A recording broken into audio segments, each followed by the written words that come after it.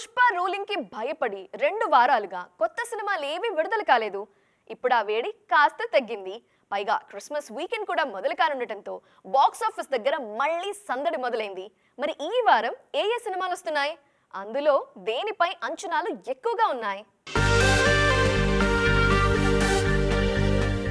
December 5న Pushpa 2 వచ్చాక మళ్లీ పేరున్న సినిమాలేవీ రాలేదు.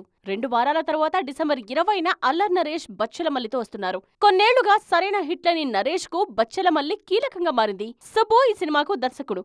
మరోసారి సీరియస్ ఎమోషనల్ డ్రామాతోనే వస్తున్నారు అల్లరుడు. ప్రమోషన్స్ విషయంలోనూ బాగానే జోరు చూపిస్తున్నాడు బచ్చెలమల్లి. ఇక ఈ సినిమాకు పోటీగా ముఫాసా రానుంది. వరల్డ్ డిస్నీ నుండి వస్తోన్న సినిమా కావడం, మహేష్ బాబు వాయిస్ ఓవర్, తెలుగులో భారీ ప్రమోషన్స్ ఇవన్నీ ముఫాసాకు అడ్వాంటేజ్ గా మారుతున్నాయి.